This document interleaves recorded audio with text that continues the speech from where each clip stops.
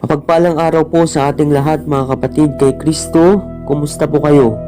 Dalangin ko na nasa mabuting kalagayan kayo at patuloy na sinasamba ang ating Diyos. Ang ating pag-aaralan sa araw na ito ay matatagpuan po sa aklat ng Levitico chapter 13 verses 1 hanggang 59. Levitico chapter 13 verses 1 hanggang 59 na ganito po ang sinasabi.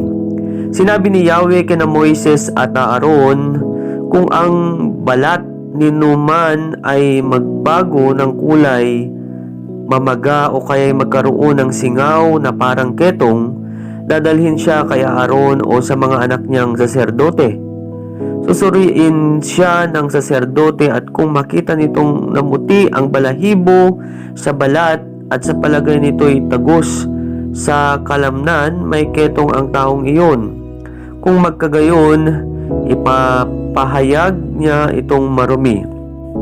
Ngunit kung balat lamang ang namuti at hindi pati balahibo, ibubukod siya ng 7 araw. Pagkatapos, kung sa tingin ng saserdote ay hindi lumala ang pamamaga, 7 araw pa niya itong ikukulong. Pagkaraan ng 7 araw, susuriin niyang muli ang may sakit. Kung nagbalik sa dati ang kulay ng kanyang balat, at ang pamamaga ay hindi kumalat sa ibang bahagi ng kanyang katawan, ipapahayag siyang malinis. Lalabhan niya ang kaniyang damit at siya'y maliligo. Ngunit kung mamamaga uli ang kaniyang balat at kumalat ang sakit sa ibang bahagi ng katawan, muli siyang haharap sa saserdote. Sisiyasatin siyang muli at kung ang pamamaga ay kumakalat nga, ipapahayag ng saserdoteng ang may sakit ay marumi. May ketong ang taong iyon. Ang sino mang magkaroon ng ketong ay dapat dalhin sa saserdote para masuri. Sisiyasatin ito at kung ang namamagang balat ay pumuti at magsugat at ang balahibo nito ay pumuti rin, hindi na siya ikukulong pagkat tiyak na ngang siya'y marumi. Kung lumalaganap sa buong katawan ang pamamaga, sisiyasatin siya ng saserdote at kung naging maputing lahat ang balat niya, ipapahayag siyang malinis ayon sa ritual. Subalit sa sandaling magbalik ang dating kulay at ang balat ay magsugat-sugat, ipapalagay na siya ay marumi. Sisiyasatin siya ng saserdote at kung ganun o gayon nga ang makita rito, ipapahayag nitong marumi ang taong iyon. Ang paglitaw ng mga sugat ay tanda ng nakakahawang sakit sa balat at ang taong iyon ay marumi. Kung sakaling gumaling ang sugat at pumuti ang balat, dapat siyang pumunta sa saserdote upang magpasuri. Kung makita ng saserdoteng ang kaniyang sugat ay pumuti, ipapahayag siyang magaling na. Malinis na siya ayon sa ritual. Kung magkabukol ang alinmang bahagi ng kanyang katawan at gumaling, ngunit ito'y mamaga uli at mamuti o mamula, dapat humarap sa saserdote ang taong iyon. Kung makita niyang tagos sa laman ng sugat at ang balahibo nito ay namuti, may ketong ang taong iyon. Ngunit kung hindi naman tagos sa laman at hindi namuti ang balahibo, ang may sakit ay ibubukod ng 7 araw. Kung lumaganap ito sa ibang bahagi ng katawan, ipapahayag siyang marumi. Siya ay talagang may ketong. Kung hindi naman kumalat sa ibang bahagi ng katawan, ito'y marka lamang ng bukol at ipapahayag ng saserdoteng malinis ang taong iyon. Kung mapaso ang isang parte ng katawan at ang parteng hindi napaso ay namula o namuti, susuriin ito ng saserdote. Kung pumuti ang balahibo nito at tumagos sa laman ang sugat, ito'y ketong. Ipapahayag niya na marumi ang mga sugat. kung makita ng saserdote na ang balahibo ng napasong parte ng katawan ay hindi namuti at hindi tagos sa laman ang sugat, ngunit hindi niya ito matiyak, ang tao'y ikukulong niya ng 7 araw. Pagkatapos, susuriin siya ng saserdote, at kung ang sakit ay lumalaganap sa katawan, ipapahayag ng marumi ang taong iyon. Meron siyang ketong, ngunit kung hindi kumakalat o humahawa sa ibang panig ng katawan at mapusyaw ang kutis, pamamaga lamang ito ng napaso, ipapahayag siya ng saserdote na malinis pagkat ito'y pilat lamang. Kung ang isang lalaki o babae ay magkasugat sa ulo o sa baba, susuriin siya ng saserdote.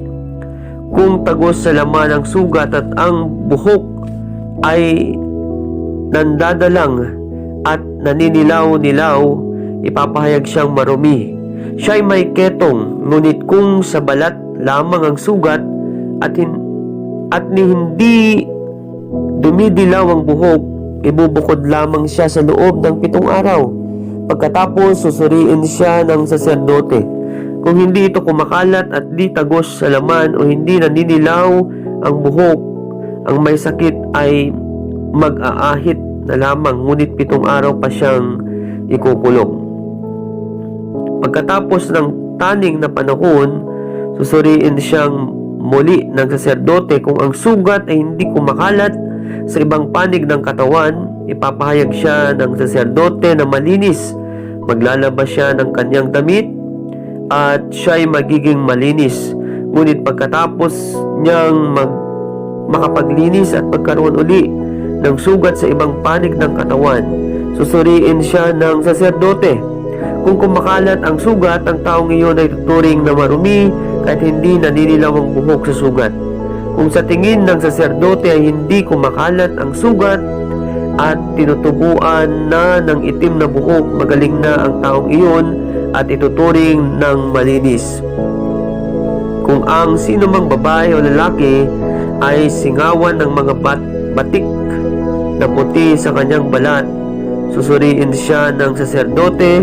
Kung hindi masyadong maputi ang batik, anan lamang iyon, siya ituturing na malinis. Kung nalugas ang buhok ng isang tao, hindi siya ituturing na marumi kahit siya'y kalbo. Kung malugas ang buhok sa gawing noo, siya ay kalbo rin, ngunit ituturing na malinis. Ngunit kung may lumitaw na mamula-mulang sugat sa kalbon niyang ulo o noo, maaring ketong ang sakit niya. Susuriin siya ng saserdote. Kung ang sugat na yaon ay tulad ng ketong na tumubo sa ibang bahagi ng katawan, ituturing siyang marumi at di ito dapat kaligtaang ipahayag ng saserdote. Ang mga ketong ay dapat magsuot ng sirang damit, hindi magsusuklay, tatakpan ang kanyang nguso at laging sisigaw ng marumi, marumi. Hanggang may sugat, siya ay ituturing na marumi at sa labas ng kampamento, mamamahay na mag-isa. Kung magkaroon ng mansa ang damit na lana o deilo o ang sinulid na lana o deilo na di pa nahabi o anumang yari sa balat, kung berde o mamula-mula ang mansa, ito'y dapat ipakita sa saserdote. Susuriin niya ito at ipapatagong 7 araw ang damit na nagkabatik. Sa ika-7 araw, muli niyang titignan ito at kung ano ang batik ay humawa sa ibang bahagi ng damit, maging ito'y kagamitang katad o sinulid. Ituturing itong marumi. Susunugin na niya ang mga ito pagkat makakahawa. Subalit, kung hindi naman humahawa sa ibang parte ang mansa nito, maging ito'y sa damit, sa kagamitang balat o sinulid, iuutos niyang labhan iyon, ngunit ipatatago pa niyan ng 7 araw. Pagkatapos muling sisiyasatin ito ng saserdote. Kung hindi nagbabago ang kulay, bagaman hindi humahawa, ituturing na itong marumi at dapat sunugin kahit nasaan ang mansa. Ngunit kung mapunan niyang kumupas ang mansa, ang bahaging iyo'y gugupitin niya sa damit o kagamitang katad. At kung may lumitaw pang ibang mansa, ang damit ay dapat nang sunugin. Ngunit kung malabhan ang damit, kagamitang katad o sinulid, at maalis ang mansa, ito'y lalabhang muli at ituturing na malinis na. Ito ang tuntunin tungkol sa mga mansa ng anumang kasuotang damit o balat upang malaman kung marumi o hindi ang mga iyon. Mga kapatid, kay Kristo, ito ang salita ng Diyos para sa ating lahat. Mga kapatid, magpatuloy po tayo sa pag-aaral ng salita ng Diyos. Napakahaba po yung Levitico 13, 59 verses, mga kapatid. Mga kapatid, bago tayo mag-umpisa, kumusta po kayo? Dalangin ko na nasa mabuting kalagayan pa rin kayo, mga kapatid. Ang karumihan dito ay dapat ituring na kapantay ng anumang hindi sang-ayon sa kalooban o kabanalan ng Diyos. Maaring ang dahilan nito ay may kinalaman sa magulang o kamatayan. Lahat ng ito ay lumilinis sa kasakdalang nilayon ng Diyos sa paglikha. Sa ibang salita, ang mga kautusan patungkol sa karumihan ay patuloy na nagpapaalala sa atin sa mapanirang bunga ng ating kasalanan. Mga kapatid, magpasuri tayo lagi sa ating punong saserdote na walang iba kundi si Jesucristo. Yun po yung dapat nating gawin, mga kapatid. God bless you all and keep safe always.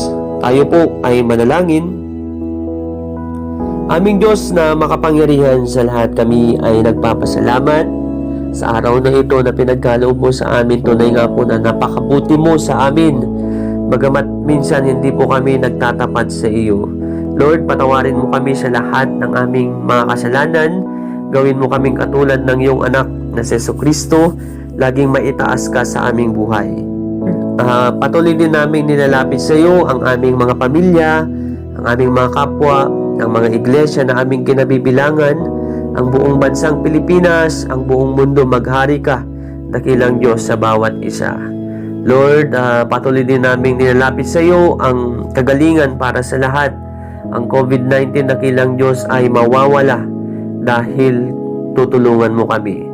Kami po ay nagtatalaga ng aming buhay sa iyo at nangangakong maglilingkod sa iyo hanggang sa wakas.